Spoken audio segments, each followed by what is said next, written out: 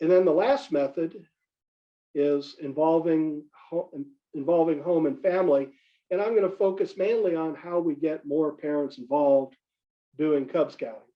We've already flagged that it starts with advancement at home, but we want it to be more than just their own kid. We don't want to be a drop-off program where parents every other week will, drop off a kid, you, the den leader, have to take care of them for an hour, and they pick them up and, they had a nice time, catching up on Facebook at the coffee shop. So we want to find ways for everybody to help put on the program. Now, at this point, I would have, if we were live, I would have had a break and we would have played a game. And the game we would have played would have been what's shown on this screen, Balloon Stomp Battle Royale. As you can see, it's a fun game for kids. Kids like this game. You can see them, they're having fun. They're running around, smiles on their face, intently looking at how to advance in this game, which is done by blowing up a balloon, tying it off, tying a string to the balloon and the other end of the string to their ankle. And then at the signal, everybody tries to stomp everybody else's balloons until you're the last balloon standing. Kids love it. They wanted to do it every time after we did it. I will point out that I was an abject failure today, at least for 50% of the pack. Because, and by the way, that's me on the right side, we have all these adults watching them play this game. If I were smart, which I was clearly not, I would have, after the kids played, I would have had the adults play a game of Balloon Stomp Battle Royale. Why? Because they can do it. They can have fun doing it. And the kids will think it's hilarious. And I know that adults have fun doing it because when we have live group trainings, adults do it and they have a great time. We have video proof of it that I can send to you if you want to text me and I can shoot it back to you. But my message here in describing this game that sadly we're not playing because we're on Zoom and we're being recorded is look at every den and pack event you're doing and think about whether or not you can incorporate adults into it, either with the kids or competing against the kids or kids and then parents, because you want to get parents having fun and letting the kids see the parents have fun. So first, let's talk about involving family as a den leader or a co-leader. And I strongly encourage that because very few people, for valid reasons, want to say, oh yeah, sure, I'll be a den leader, for fear of being the only person who is leading that group of kids.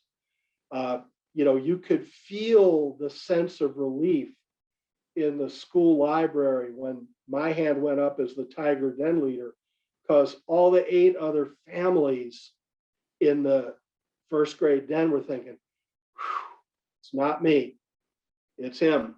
He's going to have to lead it all. And I'm here to tell you that if you are a den leader, while you will have responsibility, you should not do it all. Your role is to lead because somebody's got to say, here's how we're going to do the adventures. Here's our calendar. We're going to do them in this order.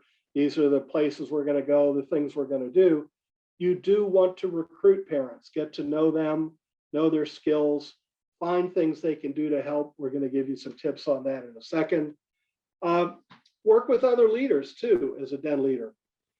Because if you're doing something special for your den and it's at a time and place that's convenient to others, like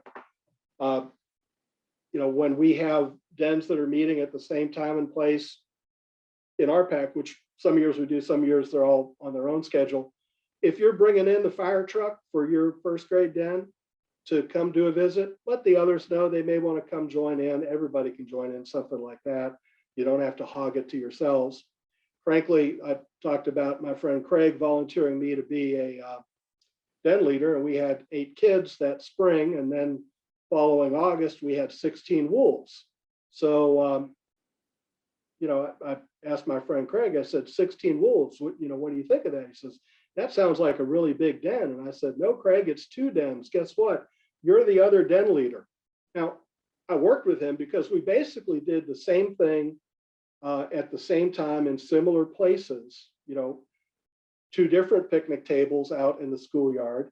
But we would play ultimate frisbee together because it was easy to play 8-on-8. But we planned together, we worked together, and so that made it easier for each of us to operate with small groups when we needed it, but also with larger activities when that was more fun. As a den leader or co-leader, you're going to have to maintain records like those advancement records I was talking about, or you got to know your limitations. If you're not good at record keeping or communicating, sending emails and stuff, find somebody who can do that. We had a great den leader for several years who was terrific between 4 o'clock and 5 o'clock every other Tuesday afternoon. But he sort of thought that everybody knew what he was doing, what he did, what he was planning to do. And it dawned on me that it was because he was an ER doctor and he was used to assistants and nurses following him around and keeping all the patient records. But he didn't have that in the den, but he sort of operated like, oh, everyone will know what I'm doing, until I actually just enlisted somebody to become his sort of, minister of communications to, text him, find out what was coming up next, what he had completed, so that that person could then be the person to communicate with the den. Because while he was brilliant and the best den leader we ever had for 1 hour every 2 weeks, he really wasn't good at sending emails. So you want to become trained, knowledgeable, learn things, because knowledge is good. Now let's review the Cub Scouting Month. We didn't really talk about that earlier when we were talking about activities. And the good news is Scouting has evolved their official view of what den leaders do. Just a few years ago, if you pulled the publication, so now you're a den leader, it would say, as a den leader, you now have the fun opportunity to have weekly meetings. So that's 4 den meetings a month, plus a pack meeting, plus a pack activity, plus a leaders meeting, plus a district roundtable. So you've signed up as a den leader, having had your hand pulled up in the library, and you're now committed to 8 days every month. That was a lot for, frankly, most everyone. We quickly went to a every other Tuesday meeting schedule, so we brought that down. We also didn't have separate pack meetings. We just had activities like field trips and swim parties and climbing gyms and fishing and biking. So we didn't have to worry about that. But still, it's a huge commitment.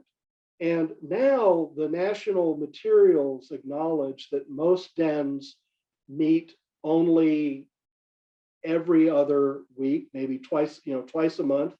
And lots meet just 1 den meeting a month and a pack meeting every month. And if it's fun, do it.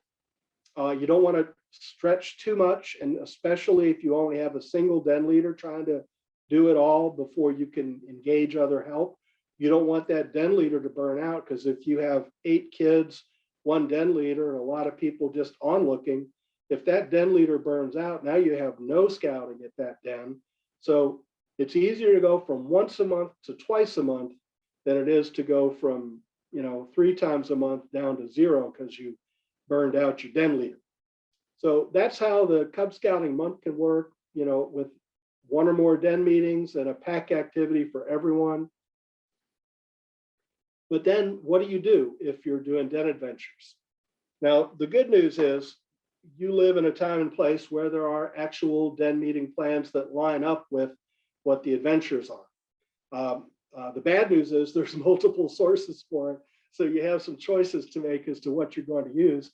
But I think I have something that you'll like. P.S. It's derived from this, the official Den Leader Guide plans, which come in that printed book. It's also available for download through Scoutbook at your den level if you are a registered den leader or assistant and assigned to that den in Scoutbook. So that's a lot of administrative stuff in Scoutbook that has to happen for you to get a free full copy, although in a second I'll show you where you can get all of it for free without having to go through Scoutbook. Now, I was part of the group that put together to put together the requirements and then commented on the leader guides. And I was in the minority report that said, gosh, there's way too many meetings here. It's 18 or more at Tiger, Wolf, and Bear to complete the rank. Before 2015, to earn the ranks, it was 8 to 10, maybe 11 was the max to complete a rank. So especially if you're only meeting twice a month, let alone once a month, that's a lot. You wouldn't get finished unless you start right at the crack of school getting back in session until the end of the year. So that's one issue with it. Also, there's a lot of labor-intensive elements like detailed gathering activities where you're expected to knock out some of the adventure requirements, which is sort of weird for doing it before your real start time. And I just think that is odd and also super unrealistic, because if you're saying you're starting at 5:30, you shouldn't expect that the time between 5:15 and 5:30 is when you're trying to do some of the work. Plus, to share it with parents is a little bit hard. You'd have to photocopy it or screenshot it if you have access through Scoutbook, and you edit, you'd have to do it by hand. So what do I mean by having a lot of meetings? So here is a hiking plan for the hiking adventure at the first grade level, Tigers in the Wild. It's 11 pages. There are 3 meetings. Oddly, for a hiking adventure, there are 2 classroom prep meetings and then a hike. I sort of find that weird. Why don't you go on, if you're going to have 3 meetings, why don't you have, a little hike, bigger hike, and then super fun destination hike? But no, there are 2 classroom meetings and then a hike. Second option for Den meeting plans. Within Scoutbook, there's something called the Den Leader Experience. And it's similar to the printed guides, but they have slightly fewer meetings for some reason. So sometimes they go from 3 meetings to 2. So it drops down to 12 to 15 meetings at Tiger through the Weeblos rank. But it has the same pattern. For the hiking adventure, there's going to be an indoor prep meeting and then a hike. It also, as far as I can tell, you can't share the plan with parents unless they're a registered Den leader or assistant. The good news is it does sync with Scoutbook reporting. So if you do everything that is in the plan and you enter attendance, then it'll automatically credit kids in that. But you don't need the Den leader experience to use Scoutbook for that purpose. Now, it has kind of a weird interface. You'll have it on your phone, but you can't see the entire run of show, as it were. You have to only click an item to see it. So on the left is one page, and I've clicked items for Kim's game as part of the preparation. And, if I wanted to see conduct candle or balloon soccer, I'd have to click those items. You can see one thing at a time. Same thing over here on the right on that page. I could click the outdoor code. That's all I can see. If I wanted to see distribute hike information, I have to click that, and then it goes away. So third route, since I don't want to be a person who just sees something and criticizes it without offering something better, we started to prepare what we call streamlined plans for the required adventures, Tiger through Weeblos. And the concept was to take those 3 meeting plans, and anticipating that there are a lot of packs that might meet once a month, often for longer than an hour, they could get a lot of adventures done in a single session. So we combined the essential elements out of the Den Leader Guide for an adventure and put it into a streamlined plan that's easy to share because they are posted on open access web pages, one resource page for all, every adventure. So there's 96 adventure resource pages plus a Bobcat resource page. They are, not split into multi-meetings, but if you have a more time-consuming adventure that is logically split into 2 parts, it'll give you suggestions about how to do that. It's easier to share with parents, and there's actually Word versions on the rank pages that you can download and edit to your heart's content, make it better, because this is one way to do it. You'll find ways to tailor to your location and your people, and so go with it if that's what you want to do. But it's also super easy to share with parents. It encourages doing things outdoors. We encourage that even before COVID because outdoors is more fun. And there's a simple delivery. So adventure activities that are part of earning the requirement are not put in the gathering part. Plus, and I think this is important and helpful for den leaders, there's prompts for parent participation to get them involved. So Tigers in the Wild was 11 pages in the leader guide. We streamlined it down to 6 pages here. And what I mean by parent participation is for talk time or activities, there's a highlighted section that prompts a den leader or co-leader to recruit a parent so that the den leader doesn't have to lead talk time. You could have somebody who even walks up that day with their scout and you ask them to stay and help, and you could get a leader to look at this and be able to discuss something at a first grade level about outdoor ethics. Or you could ask a parent, could you talk about the 6 essentials for hiking? Their first answer will be, I don't know what those are. But if you hand them this short 6-page plan and show them that here on page 2 is a section about the 6 essentials, that parent is then automatically, once they read it, a huge expert in front of those first graders on the 6 essentials. So all of the activities prompt somebody, not that you're going to get everybody to take a session, but you're going to share the lead. You're going to share the load of leading. Now, those streamlined plans for den groups are for the required adventures, for the electives, and frankly, for the required adventures. In March of 2020 through the summer of 2020, we put together family-led adventure plans. Why? Because people were quarantining at home. They were going to do Cub Scouting. They could do it in a couple of ways. They could either get together as a den, not many were. They could do it over Zoom. That fun sort of burned out for a lot of kids because some kids liked Zoom, a lot didn't. But we thought any parent leads their kids. And frankly, just about everything that's in the operating manual of their Scout handbook could be led by a parent if they just had the resource. So we put together family-led adventure plans for all adventures, all 96.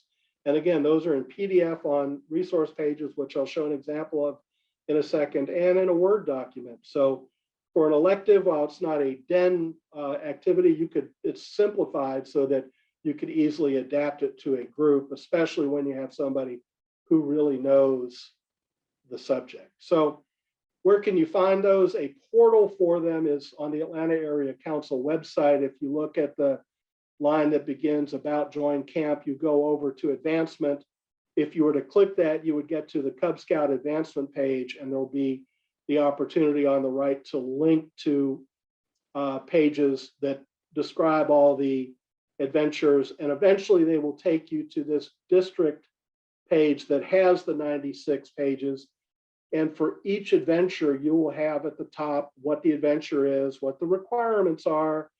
At the bottom, there are downloads for the streamlined plans, for required adventures, family-led plans for every adventure, and then also the Den Leader Guide 3 meeting plans. If you want a lot of meetings or want to look at the stuff that was left on the cutting room floor of the streamlined or family-led plans, because there is good stuff in there, and if you like it, go for it. Frankly, the rest of the Den Leader Guides are found on the overall advancement pages on that district site. So if you want to have, the appendix information about games or swimming or uniforms or ceremonies or what have you, it's all there for free. That you don't have to get into Scout Book and try to up your access code for that. So which plans might you use? Up to you. If you want a lot of meetings, go with the Den Leader Guide 3 meeting plans. There's a lot of great stuff there. If you want web access, probably not the printed guide. You want to use either Scout Book or the Streamlined Family Plans. But for easy to share with families and ability to edit and personalize, the Streamlined and Family Plan resources may be what you want. And I see them shared a lot on the Facebook Cub Scout volunteer pages. So other tips, getting outside, if I haven't mentioned it, and I have mentioned it a lot, is great. That is more fun for kids than being inside. One of the saddest moments I ever had as a Cub master was when I walked in on a Webelos leader who was giving a lesson on what was then the forestry activity pin for Webelos.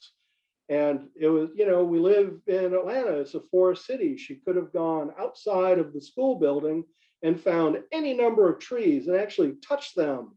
But no, she was doing a PowerPoint in a classroom, and I wanted to just hang my head in horror, because especially if it's a nature activity or a game activity, doing it outdoors is more fun than doing it indoors, weather permitting. Other tips, let's go through detail. I promised this at the beginning about the parts of a meeting. If you're doing a den activity, you're going to do it, knock out a den adventure. You got to have a plan. You got to figure out what you're going to do. You could, you know, use the den leader guide. You could use those resource pages. You could alert your families. This is what we're going to have. Oh, I forgot to tell you, on those resource pages, there's videos. So like for the Rolling Tigers video, if you wanted a video to show you how to teach your kid how to ride a bike, it's on there. If you wanted a video about how to teach an adult to ride a bike because your spouse never learned, it's on there too. So there's lots of stuff that will help families on those adventure resource pages. But pick your plan, let families know. If you have a guest coming to help you because you're doing something that is going to benefit from a guest speaker and you found somebody, that's great. I have an idea about having a Cub tub of things that you would use often. And that could be an actual, I had a Home Depot contractor's tub where I would keep a Frisbee and balls and balloons and string and rope for knots and Pinewood Derby car for fun and a flag, things like that. So, you know, you could have it in a tub or a box or a day pack, but that way, if you need to break up something and just break out the Frisbee to have fun, go for it. But have a plan so that when you meet, you can engage people. Gathering time. Gathering time for a pack or den activity depends on where you are. If you are meeting in a China shop, and I encourage you not to meet as a den or a pack in a China shop because you're going to break things, you're going to need something that will get the kids' hands to not be idle in the devil's playthings. So maybe games or puzzles or something. But if you're meeting at a school or a church, they're probably going to have a playground or play area or field. Bang, that's what you want to do, because your kids can figure that out. That's going to be the easiest thing for them to make up their own games and have fun. That also gives you the opportunity while they're playing on the playground to talk to parents as they show up, the ones who are good and helpful, and say, yeah, I saw your email about how we're going to do the you know, a beginning hike, but I didn't print out the plan. If you printed some copies of the plan and brought them with you, you can say, no problem, here's the plan. Could you do this small part? And then remember, if they help, be sure you recognize them. Opening, we've talked about the importance of that, to let the kids know, okay, now we started, and now we're doing scouting for the next hour or 90 minutes, or if it's on a weekend, maybe 2 hours or more, depending on what your program is. Talk time, we've talked about the importance of that. Obviously, if you are having an activity that has you entering a China shop, don't go into a China shop, please. You know, you need to talk about what the rules of the road are for your field trip location, your, you know, if you're visiting a park or playground, you know, what you can do, where you need to be, where you need to stay away from, so that the scouts know and the parents also know, and they can help you enforce that. Activities, so you can pull them from those handbook adventures, We talked about alternating active and quiet in a playground, but the same goes if you're even not at a playground. If you're just doing something that may be academic, like here they're working on a difficult map. If you can find a way to make that fun, that's good. Even if you're elevating them as they go through the day's activity.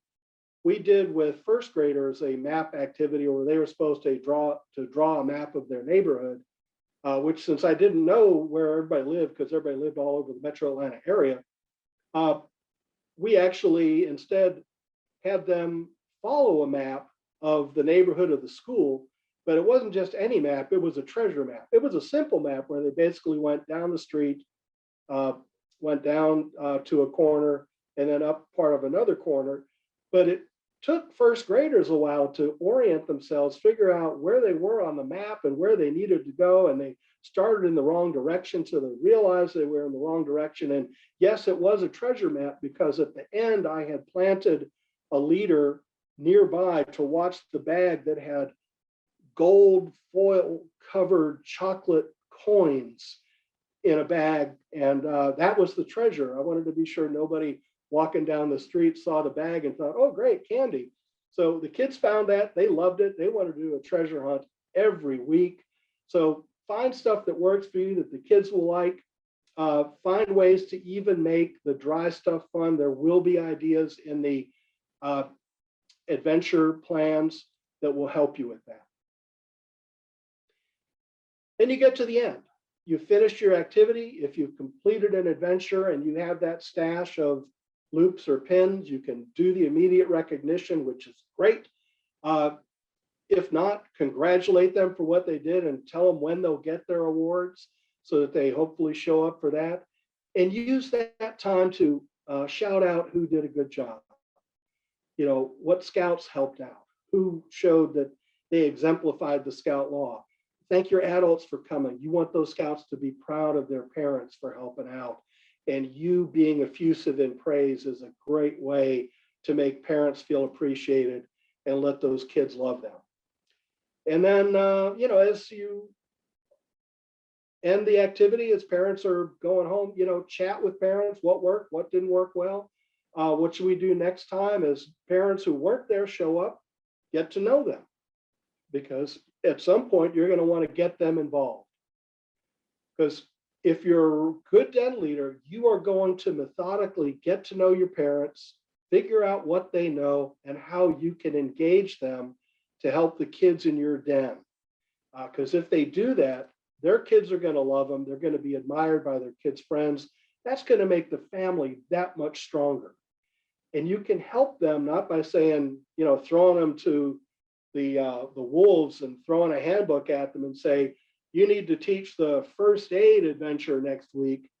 Give them something that they can succeed at, some coaching, so that they see how they can lead. Those parent prompts that I have really come from experience where when I first realized the magic of it, I was doing a first tiger adventure because the tiger moms one year were frustrated because there were no tiger den meetings set yet, and they saw all the other dens are having meetings. Why not us? And the Cub Master said, well, you guys don't have a den leader volunteer yet. And they said, well, it's not fair. We need to have meetings. So I gave in and I said, I will lead the first meeting, but I need you all to be there 20 minutes beforehand so we can plan out who's going to do what. And I actually led the meeting, but solely by introducing the person to do the opening, introducing the person to talk about, who's in the den, go around the circle, have everybody introduce themselves and say something. So I had a parent for that. I did the discussion about going on a camp out. And by discussion, I mean, I asked a question. I asked, hey, we're going camping in October. What do you want to do when we're camping? Because the activity wasn't really about camping. It was about creating a code of conduct. And I picked a tiger mom who I knew was going to be good at laying down the law and said, when I ask that question, there are going to be a number of kids who are going to immediately respond, and they are going to be talking over each other.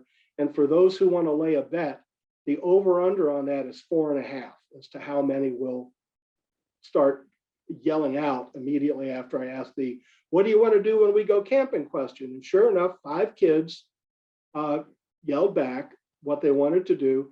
And since that mom was prepped and had notes and a sample code of conduct, she then put the hammer down and said, hang on, kids, if we're gonna be a den, y'all need some rules.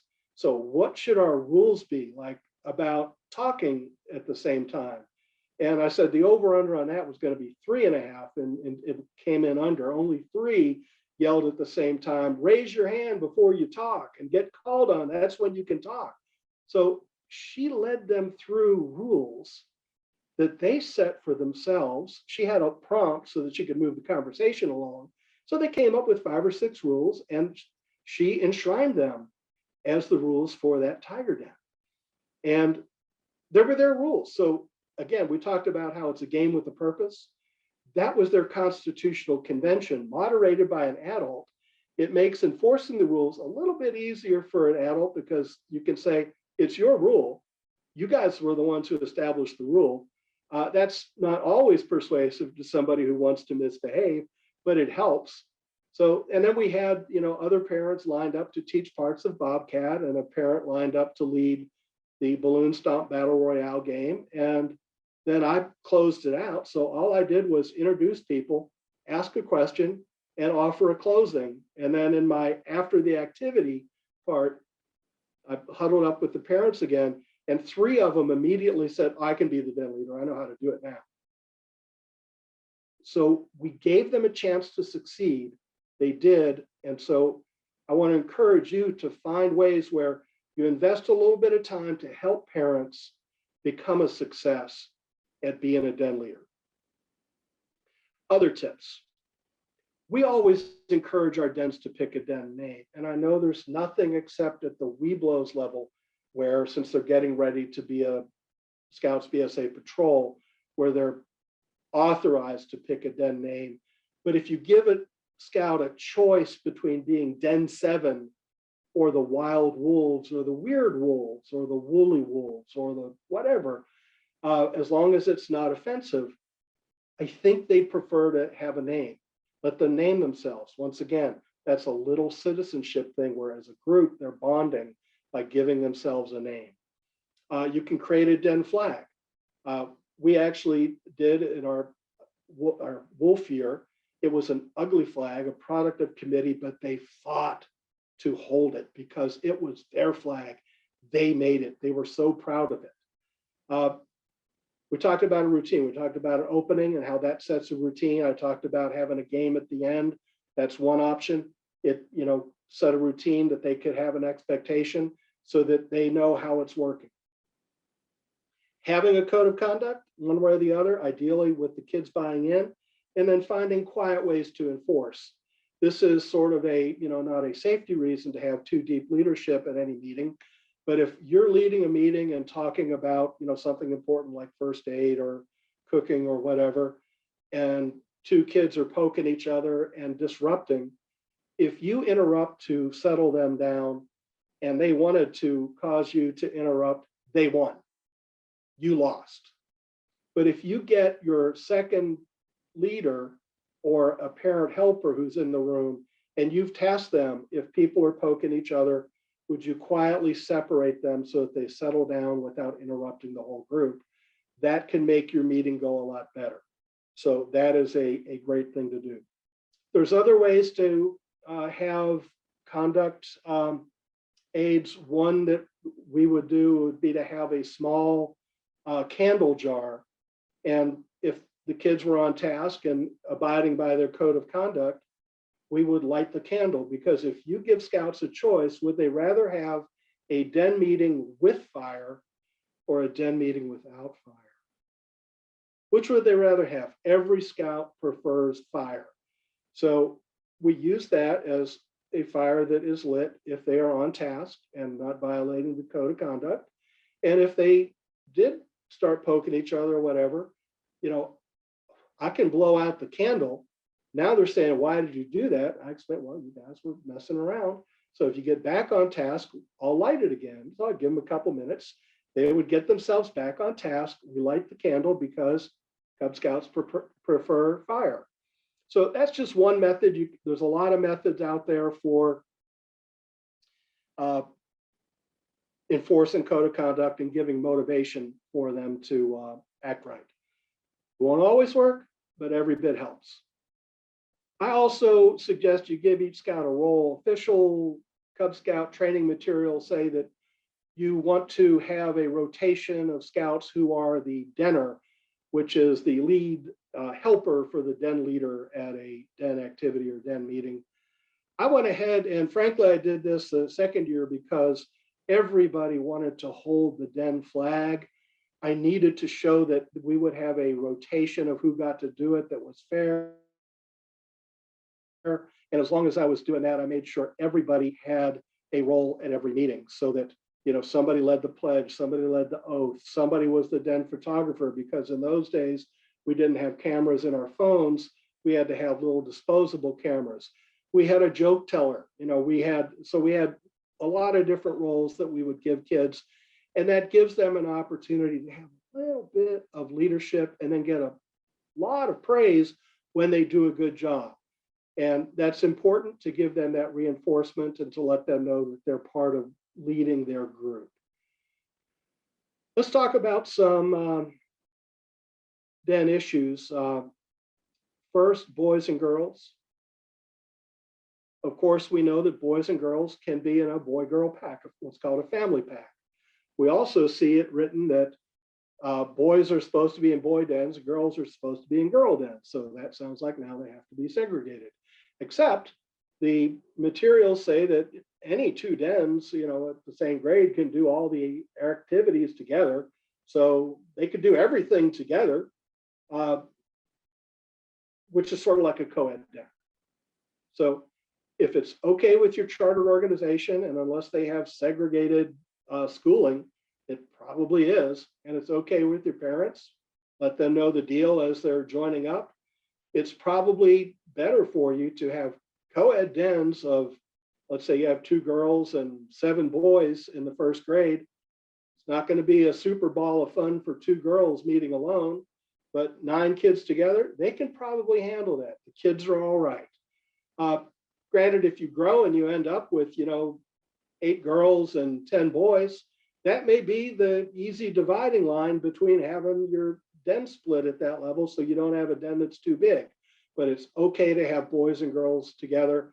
The one thing you always have to remember if you have girls at all at an event is you have to have a female registered leader age 21 or older, just for safety purposes. Another issue that happens is small packs that have or should have mixed age dens. The average pack size in Atlanta is 25. You know, so half of the packs in Atlanta have fewer than 25. There's some ginormous packs that, you know, have a lot more. But if you think about a pack that has 25 kids, that's about 4 per den level if they are evenly spaced between kindergarten through Arrow of Light, those 6 levels. 4 is really close to not having a barrel of fun when you get together as a den. As a result, it may make more sense to combine 3 lions and 4 tigers and have a den of 7 and so on up the line so that you have a good size that's not too big. And one of the things that we're developing and that you'll see roll out is adventure plans for the required adventures that will work for mixed dens. The first iteration that's published on that through the Atlanta Area Council is a lion, tiger, wolf set of 5 adventure plans. And we will split that up in different ways and also hit the upper levels over the next few months. But that can really help if you start with a small group, because you don't want to start with 3 and then go down to 2 and 1 and then none. Better to have 7 and then you move up to 10 as you have more fun, and 12. And, you know, when you get to, you know, 14 or 15, then hopefully you can split off and have proper grade level dens that then from that point on go and do their own grade level adventures. A den chief. Some packs know about this, some don't. Basically, it's a scout in a Scouts BSA troop who can be a helper to you with your den. It's somebody who knows scouting stuff that you're teaching. They just know it at a more advanced level because they're in a troop and they're older. They can also help you connect with the kids, help you play games. So if they're playing, if you play Ultimate, you don't have to be the one going horizontal trying to catch the disc and then go into the emergency room. They can do it because they have cartilage and they can bounce back up off the ground. So if you have a troop, have your Cub Master or committee chair contact them, see if they have any scouts who want to help. Scouts and leaders and troops should want to help your pack. Why? Because if you are a source of new scouts for them as your fifth graders graduate every spring, that can help replenish the numbers in the troop. So they have a vital vested interest in helping your troop. You just may need to convince them that the time to help is now.